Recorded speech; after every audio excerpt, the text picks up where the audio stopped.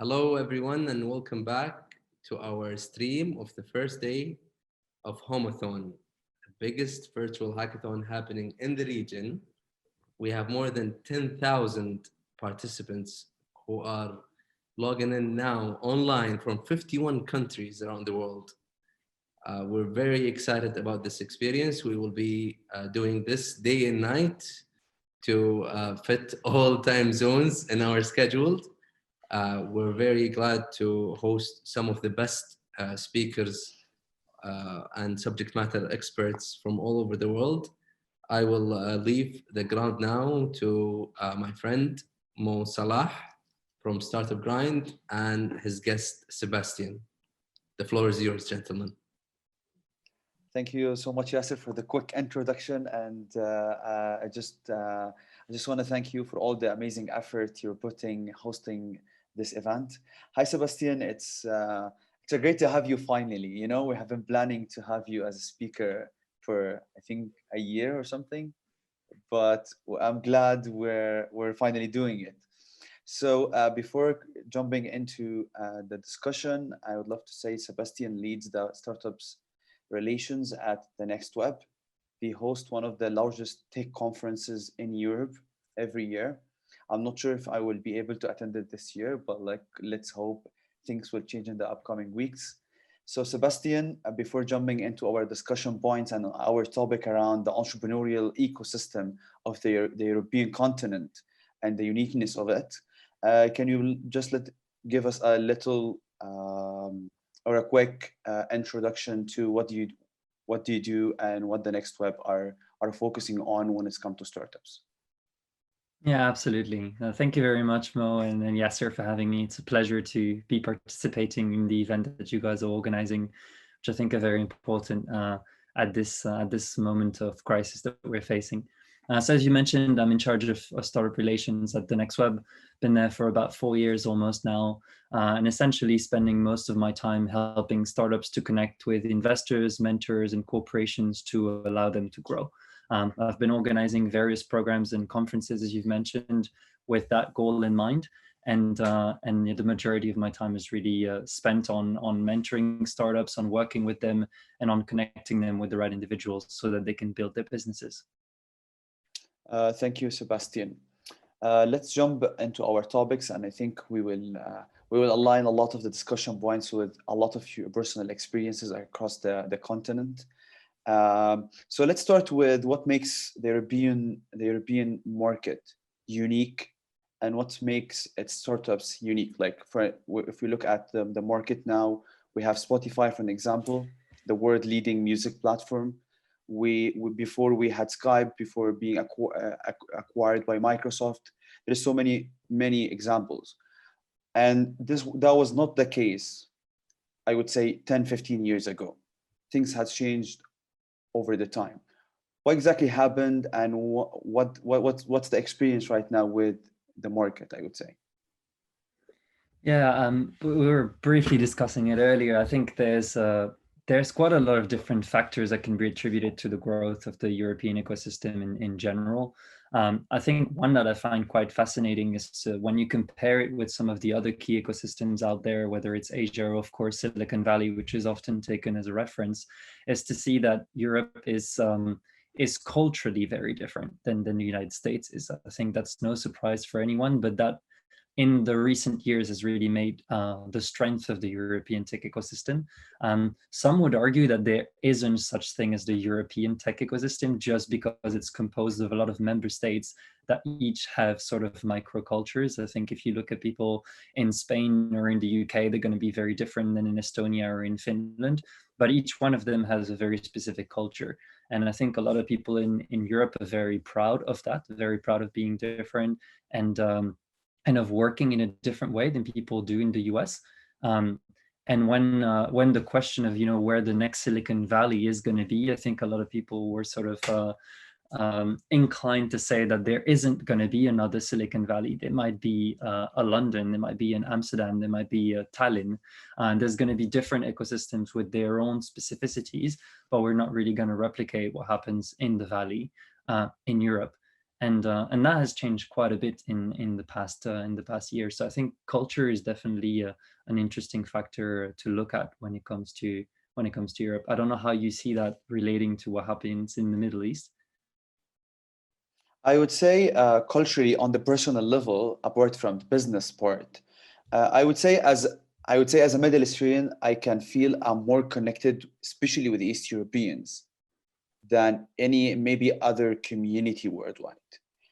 I would say they care like us. They have this passion for things and for people, and they're not.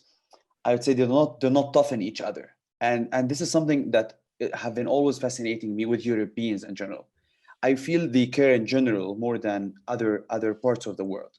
But how this is changing how they operate businesses? What makes it what makes culture that really different in terms of impact on businesses?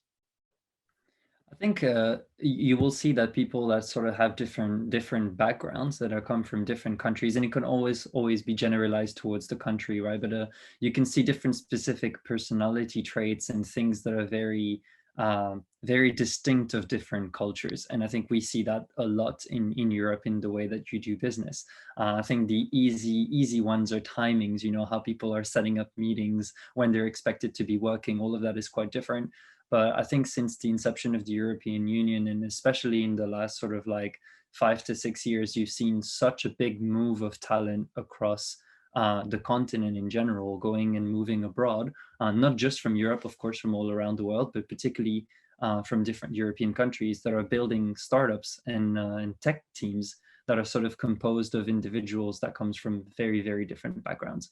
And I think that's making the strength of the EU very easy. That's also what sort of helped to build Silicon Valley back in the days, when a lot of people that weren't per se born in the US came in the United States with a lot of great ideas. I think it's been facilitated and sort of accelerated in the EU when you see how easy it is for people to move across borders. I'm glad you mentioned migration. I'll come back to migration again, but I want to talk about the individuals now. Europe, especially East Europe, are known for having the best talent when it's come to technology. What's different there? What makes Estonia different, or Finland, or maybe Georgia different than any other place in the world? Why I should go hire someone from Ukraine or from Estonia, not from anyone else? Where else?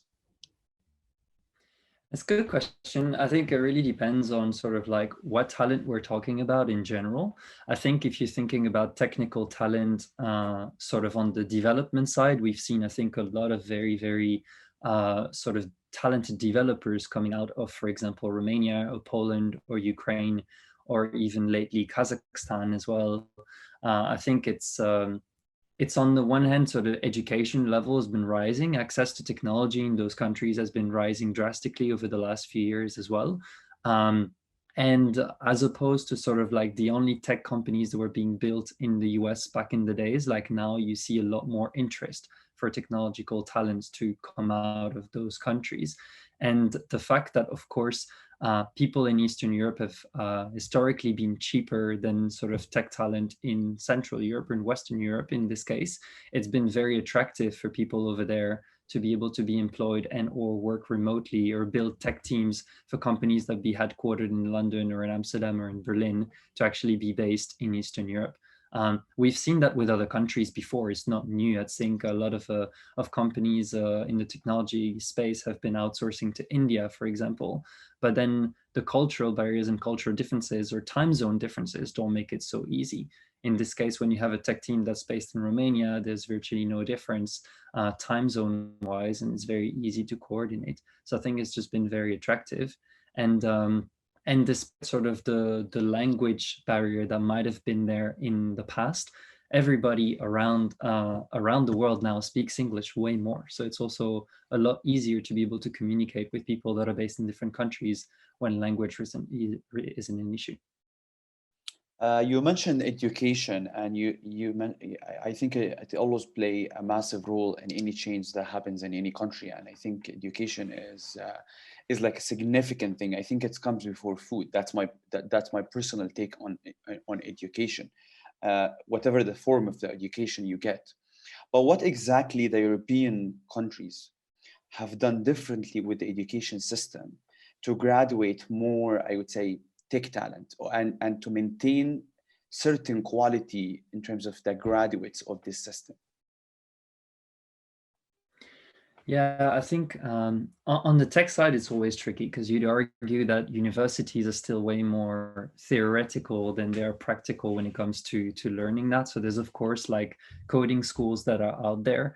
But I think there's just also a lot of information that's available online, open source now to learn. So I think it's sort of, on the one hand, the growth and the popularity of coding schools for people to learn how to code earlier, to be able to sort of substitute that as opposed to another curriculum that they'd be following in the past. But then also on the other end, the availability of the information online to be able to teach yourself or to peer learn how to code.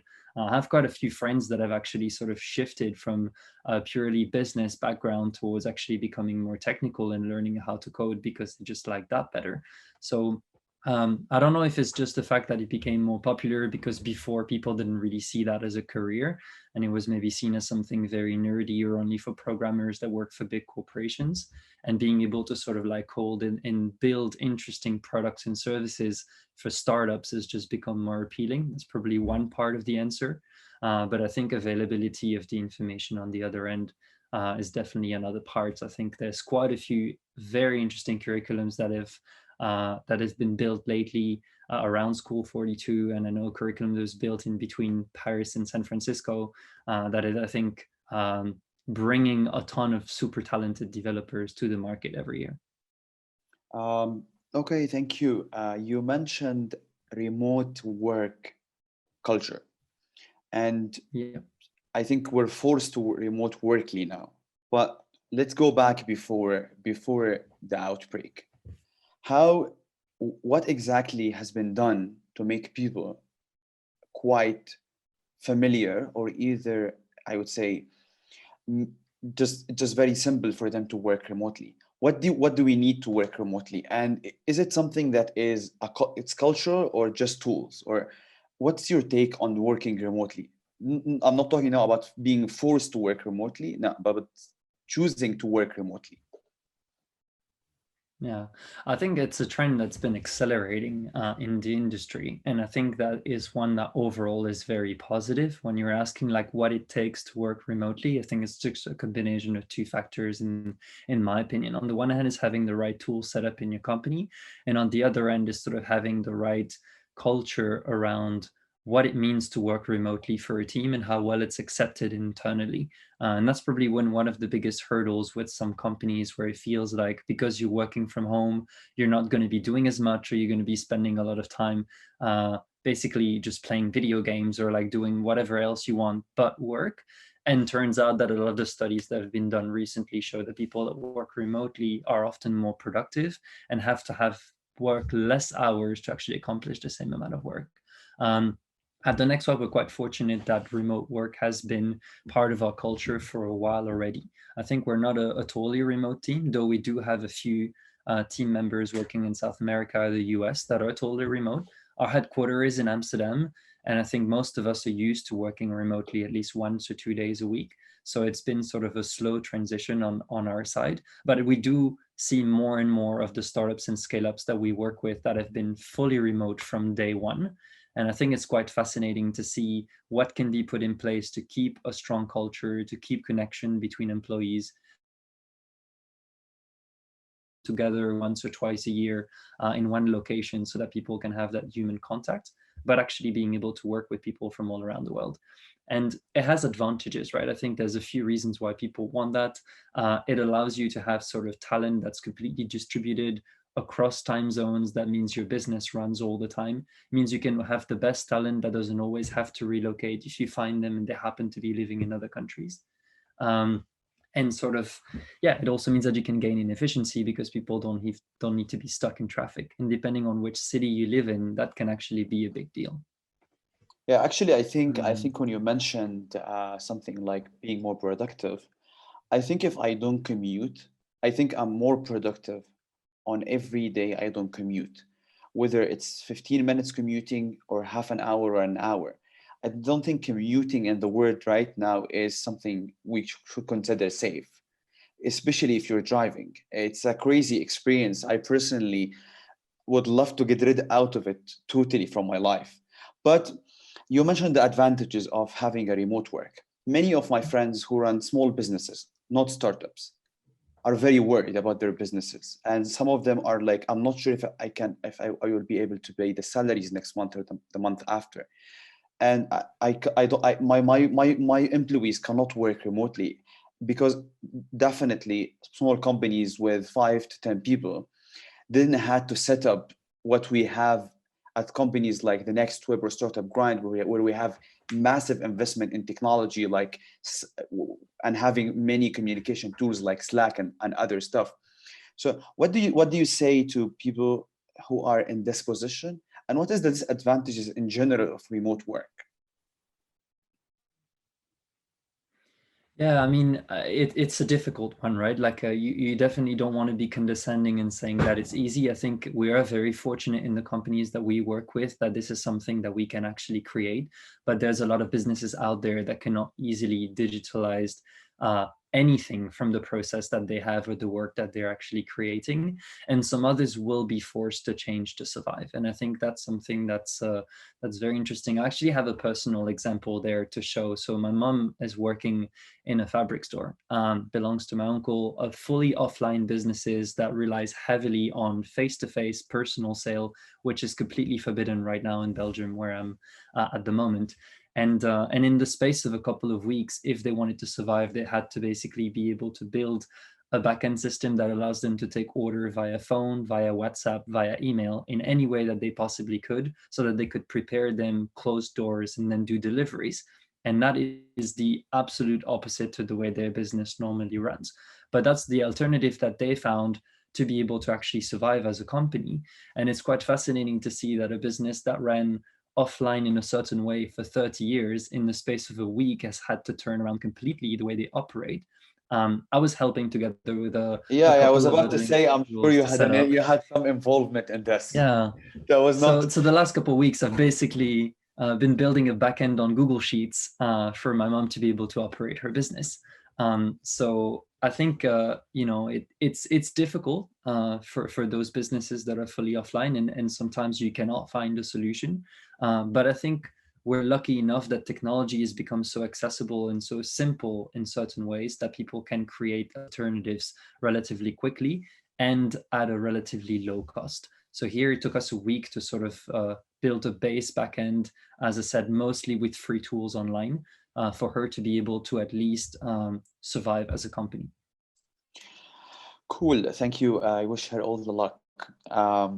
Going back to Europe, we mentioned the talent part and the education system. And before jumping to other aspects of this discussion, I just want to mention the migration part. Europe is, especially countries like Netherlands, Germany, I would say the major countries in Europe are known for migrating millions of people every decade. What's your take on this? Do you think this, in a way, has helped the entrepreneurial ecosystem in Europe and make it more appealing to more founders across the globe to come either to move their headquarters to Europe or hire talent from Europe? Yeah, you mean how they made those cities more appealing over time? Or... Yeah, I think that there's various factors, right? Like I think if you see the way that it works in the Netherlands right now, for example, where I'm based, or in the UK where I used to live, the sort of like political factor is an important one. And I think you see that the countries in Europe that are growing at the moment the most, is you can see where the political system is encouraging entrepreneurs to set up businesses. And that's not just from a rules and regulations perspective, which is quite interesting, but also from a financial incentive perspective.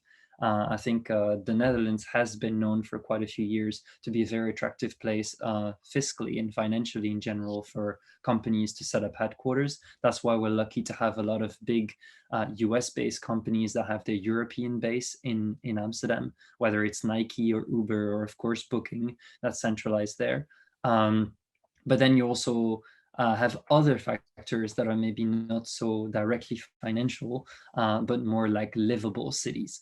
I think these days, and in an environment where talent can move pretty much anywhere, and sort of the most talented employees can find work in any city, you really have to make sure that you're setting things up the right way so that people want to be moving to your city.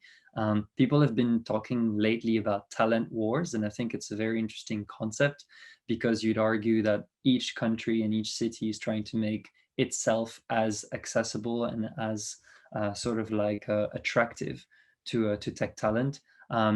Sort of how much you create an ecosystem for founders and startup to be able to develop is important. How many co-working spaces do you have? How many tech hubs? How many grants do you have for founders to be able to set it up?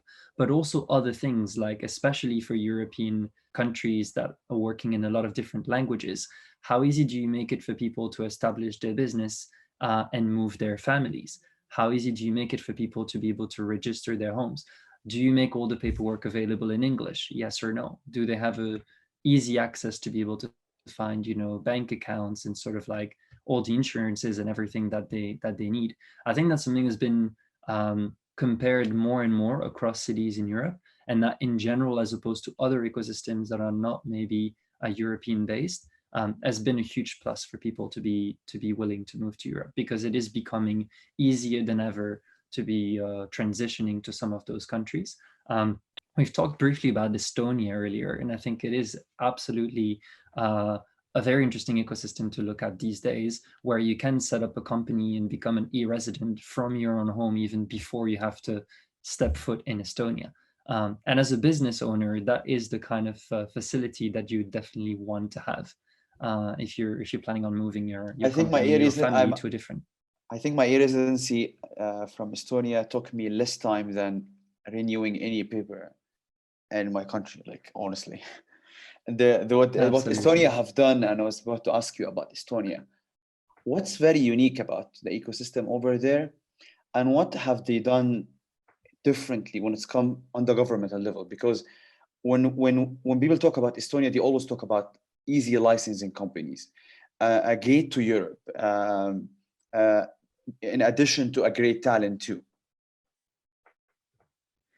Yeah, I mean, I think there's other people that are even more experts on the country, and I think a lot of my Estonian friends would love to pick up that answer. But from what I know, it's really the fact that they like to be first movers and they're not afraid to take bold decisions.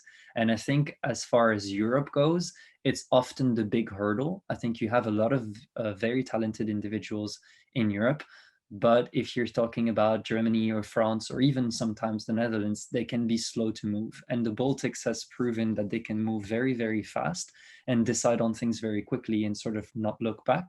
And I think that's what's been a big advantage for them lately, is that the sort of chain of command is a bit shorter than it is in other countries. And once they have an idea to sort of test things out, then it's a relatively small country to test things out. And that's been playing out really, really well for them. Also, being such a small country was a great incentive to be able to get e-residents from other places around the world, and also to attract more talent. So they've been really good at being first movers and standing by their decisions. Cool. So if we name 5 cities in Europe, founders from certain sectors should relocate to in Europe, what those cities gonna be? That's an interesting one. I'd say that Berlin these days is, of course, one Berlin, of the still very interesting cities and sort of key hubs. Like, no doubt. I think if I go to Berlin right now, I will hear more Arabic than German. That's not completely impossible. No, I think Berlin is a very attractive city. I think I'm biased because I'm there as well, but Amsterdam is definitely one of them. I think London has historically been, still is, particularly on the fintech and cybertech side, an important one. That one is going to be very interesting to watch in the coming years to see how it develops, especially with the sort of the political uncertainty that we have there. Though I feel founders haven't been so strongly affected as some people had predicted. I think, you know, entrepreneurs are very resilient and they're very innovative, and they're probably not going to be the first ones to primarily be affected by this, but we'll see, time will tell. So yeah, Barcelona is a very interesting ecosystem to look at as well, because incredibly livable city, because very international, and because it's not so hard for companies to be able to relocate there these days, has been a growing startup ecosystem. But then of course, Tallinn is a big place that everybody is looking at these days as well.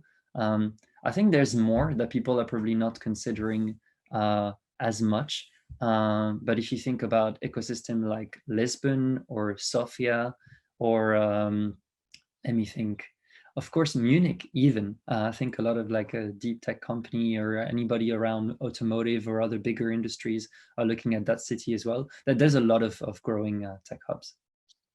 Interesting. So just to a quick take points from what you said, I think the perfect city for entrepreneurs is a livable city where you can attract talent, and next comes it's easy for people to relocate to.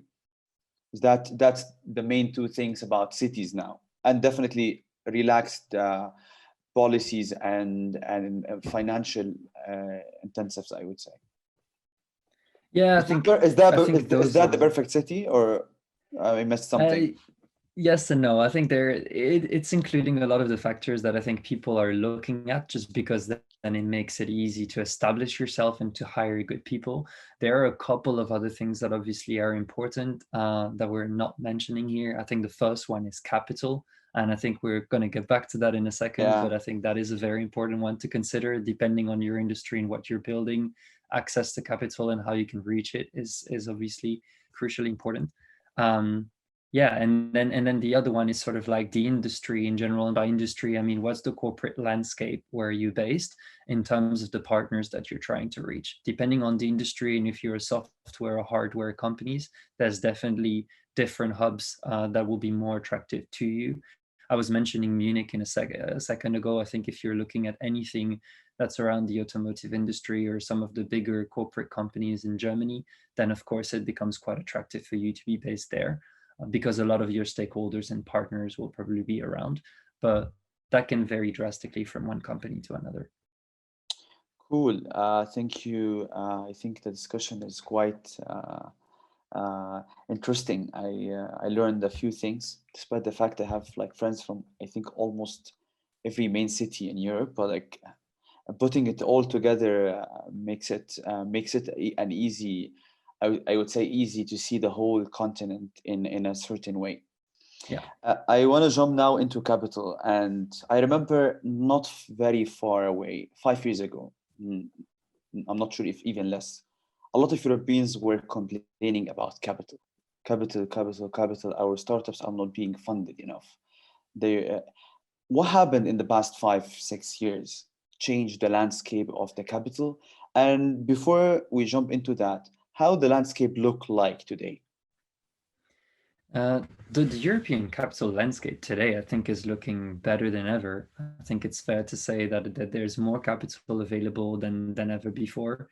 And it's also, aside from sort of the beginning of 2020, that of course, for other reasons, has not looked, I think, as bright as some people were hoping for. But up until the end of 2019, I think we've seen just a lot of investment from a lot of different parts of Europe that has been very positive. You were mentioning sort of where it goes. We don't really have the time to look into the entire history, but it's fair to say that a lot of the big funding rounds and a lot of sort of large tech companies were always started, as we've mentioned, in the Valley, because they were just not the right individuals in Europe either to invest in, or so that we're there to be ready to sort of invest in startups. And I think that's been changing quite drastically. Like sort of looking at things like the European Tech or State of the European Tech report that came out in November of last year, like we've seen that there's been almost $35 billion that was invested in Europe in 2019, which is huge, almost 10 billion more than the year before that. How big is the number again? 34 billion. Oh wow, dollars. Yeah, okay, and that means 99 plus companies that are valued at more than $1 billion in Europe, which is quite huge. And I think that those numbers in the last 5 years alone have skyrocketed. So it is quite interesting to see that sort of on the funding perspective, there's been so much more capital being invested in European companies. And we've also seen that that comes from two different ways. On the one hand, you have more VCs and sort of bigger funding rounds from European VCs that are invested into European startups. And on the other end, you also see American investors that are looking into Europe for specific sectors and specific industries to invest in and actually take capital from the US to invest into European companies that have a bright future. Interesting. In terms of investments and exits, if you have in mind some notable exits or key investments, would love to hear it from you. Yeah, I mean, I think one notable exit for sure that we talk about a lot in the Dutch ecosystem is the one of Adyen. So Adyen is sort of a Dutch unicorn that exited on the stock market for 8.5 billion and essentially doubled their IPO price on the day of IPO.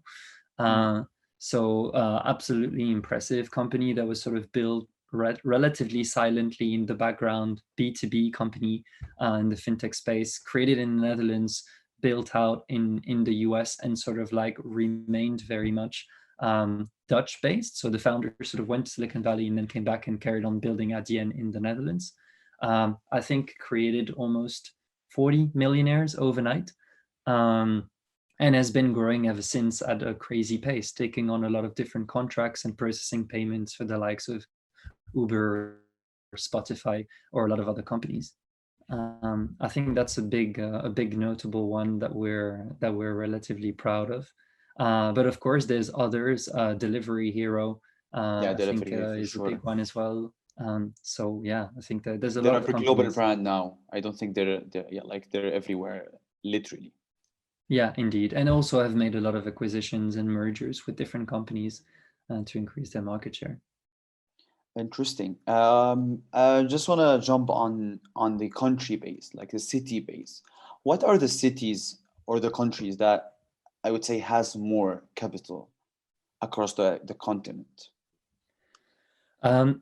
If I'm not mistaken, the one that at the moment is, and probably by far, the one that has invested in most companies and has the most unicorns is London in Europe.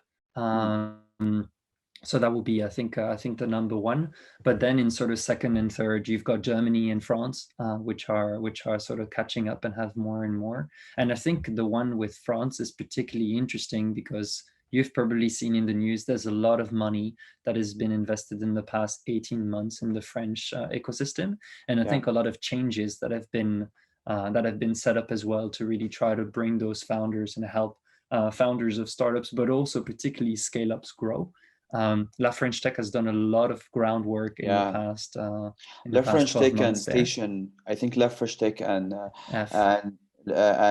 Station F have done a crazy amount of work promoting the ecosystem of France.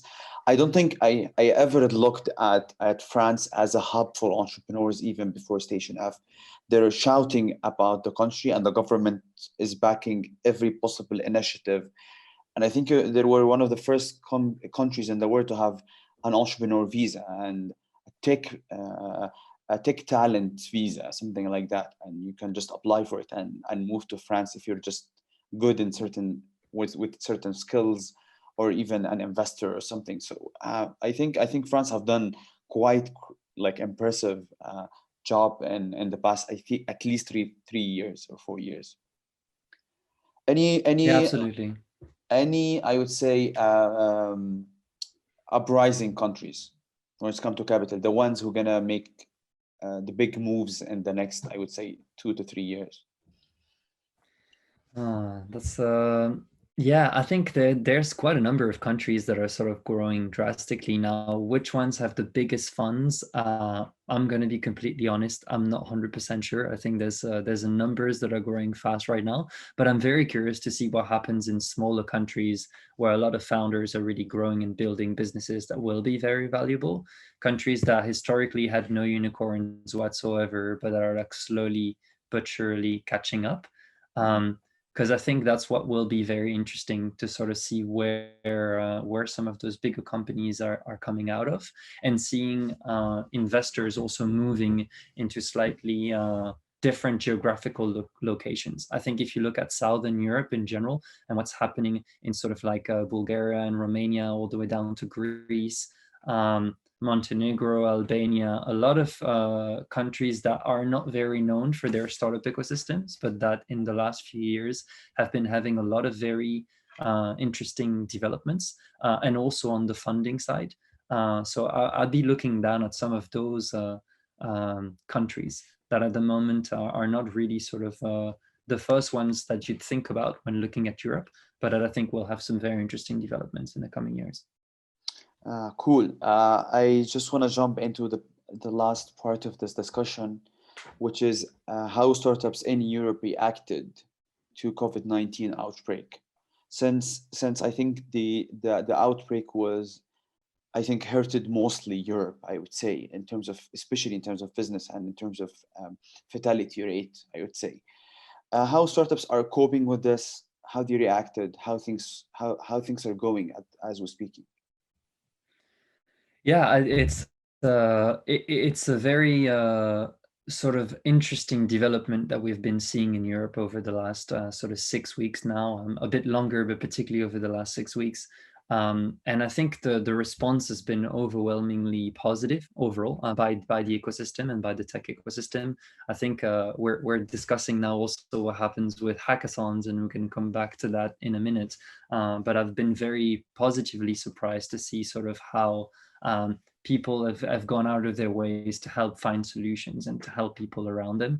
If we're thinking first about startups specifically, I think it's hard for everyone. I think it will be a very hard for startups over the coming year, to sort of speak bluntly, to be able to keep their ships afloat.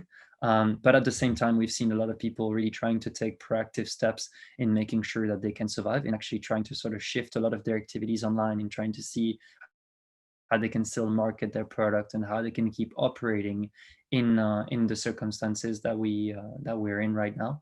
I think the rules and regulations that are now in place in countries and how the government is reacting is quite different depending on the European state that you're in, and everybody's trying to do the best they can in the systems that they're in. We're lucky to actually have entrepreneurial ecosystems like the one in France or the one in the Netherlands, where the government is trying to put a lot of things in place to make sure that people are not out of the job and then it can keep operating. I think, as we discussed earlier, startup founders are quite resilient, and I think they're not the last ones to find solutions. So all of them are very much trying to make sure that they can keep operating. For the ones that we have in our hub in Amsterdam, there's 65 startups that are working in our building, and I think none of them have had to put to sort of close their businesses yet, which I'm quite happy about. And really hoping that will carry on. But I think they need help. I think it's really a moment where a lot of people that are working in our industry supporting the ecosystem need to do whatever they can to be making sure that those startups stay in business, and then they can sort of get over this crisis. I think it's vital for all of those ecosystems to keep growing and to showcase that when we're actually working together, helping each other to make the right connections, then we will get over this. If we want to sort of discuss a little bit more the immediate crisis response and really how entrepreneurs and innovators in general can help the rest of society, not just talking about their own businesses, but society as a whole, it's been overwhelmingly positive.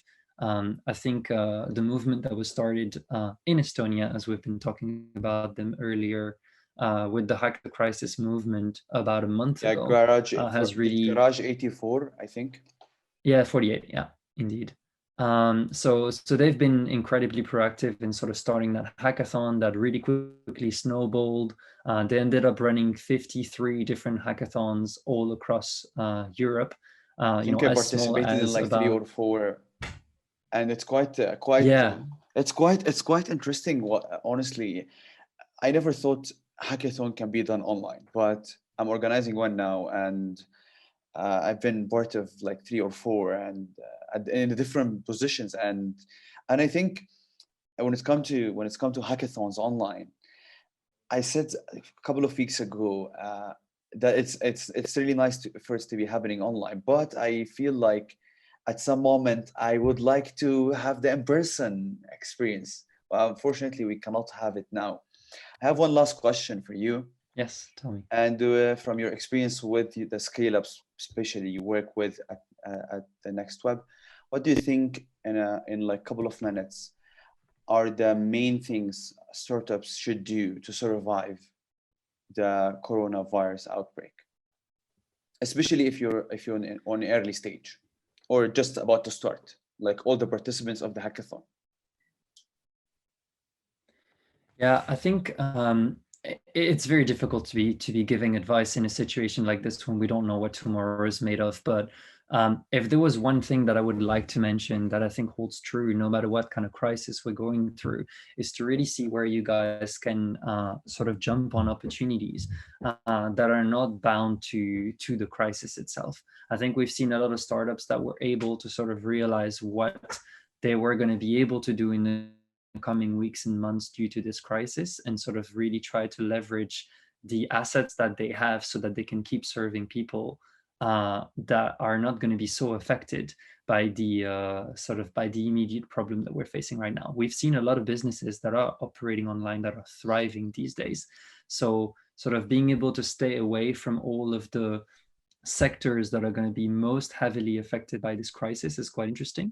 And on the other end, trying to see how you can change and modify the ones that are affected the most. I was talking earlier about sort of the issues that offline businesses are solving right now. There are so many opportunities to be able to save those businesses by implementing technology in ways that hasn't been done before. So I think, you know, being creative about how you can help others trying to fix their issues sometimes opens up massive opportunities. So I would say stay open for opportunities. Yasser texted me that he have a question for you. Sure. Hi, Sébastien. How are you? I'm very good, thank you. I just want to bring you up to speed that I don't want to tell you the numbers that are watching now because they're huge, and we're very, very excited to hear about the European experience when it comes to a startup. And I had a question, but it triggered me another point that you just mentioned about the offline businesses and how some even government relations or government services are still being done offline in a lot of places around the world. And we had 2 sessions earlier today about the digital transformation here in Saudi and how we can even move from e-government to smart government pretty soon. My question to you, or my what we would like to hear from you, is that with over 10,000 participants in this hackathon now, connected to us live now from 51 countries. This is an amazing time that we live in to do things virtually. Incredible. With these many people listening to you and 10 times that watching you on our feed on multiple platforms, how do you say that the European experience with startups, in short, what gave the trigger to Estonia to make the difference? What gave the trigger to some of the Dutch exits you were talking about earlier? What is the needed MVP level to make a smart move for a startup to go to a unicorn level? I would say that, especially when you're talking about some of those founders that have come. And that's a cheat sheet to everybody participating in the hackathon. They will design their MVPs within the next 48 hours, thinking about what you say next. No pressure. but they will take this. They will take this very very seriously. So floor is yours. Go ahead. Yeah, I would say the first thing is dare to ask and to dream big. If you're thinking about Estonia, the founders that created the first hackathon that snowballed into 53 events, bringing together more than 200,000 people, started with one person from Garage 48 who said, we need to find solutions and we cannot wait for people to move tomorrow. We need to move today. So I think having the willingness to start moving right away with your ideas and then going to talk to the individuals that are going to help you to make it happen. They managed to get their president to Skype in from her living room on a weekend to be able to respond to the hackathon 4 days after someone had the idea running through their head. And that's the kind of motivation and drive that I want to see from those founders, is not to think that 2 months from there, they're going to be able to find a solution that helps to Corona. We're talking about people that are hacking right now. It's Sunday night. And I want to make sure that by Wednesday, they have an MVP running in a hospital, in a clinic, in a restaurant, anywhere in the country where they're based. We need to think fast. And when I mean fast, I mean lightning fast. It's really time for action and not for reflection. That's amazing. And this is something that we've been sharing on the media the past few days when we talk about Hoomathon, is that we are not trying to tackle coronavirus. There are specialized people in the field going day and night. We salute every one of them doing their best to keep us safe. From a medical or even from all governmental sectors who are working on this day and night. We are trying to tackle everything else that was affected by this. We were not ready for a shutdown all over the world to happen this sudden and keep us working remotely this way. So maybe under this pressure, we will have some amazing outcomes from this hackathon and the snowball effect that's happening across Europe too. Absolutely. And it's important to remember that even the most, let's say, slow movers in our industry, we're talking about big corporations or governments, are all in the same boat as we are. All of them are facing the same issues and all of them need to find solutions. And now more than ever, they will probably be more flexible to actually try new systems that will really help to take the industry further. That's very true. Thank you, Sebastian. I just want to say one last thing about what you guys just discussed. When I participated in Hack the Crisis Norway, I think a month ago, I wrote something on Facebook. It's really fascinating how people become creative when our lives are on the line. Yeah. And I think this is the edge we have right now. We're really on the edge, and everyone will have to get to the maximum of, I would say, their ideas or even their plans to execute their ideas. So I just want to thank you so much for joining us, and it's an absolute pleasure to have you. And maybe next time I have you, we will do this in person. Maybe I would love to. Either in the Middle East or either somewhere else. Promise us a visit first, Sebastian. We would like to show you around Saudi. Absolutely. As soon as Sebastian is safe to travel again, so I would love to. And thank you so much for having me. I think what you guys are doing over there is fantastic. We need more of those initiatives to mobilize people. And I'm really grateful for actually joining you tonight and for what you guys are doing. Thank you so much, Sebastian. Have a good night and stay safe and healthy. And we will talk very soon. See you. Thank you. And good luck. Bye. Bye.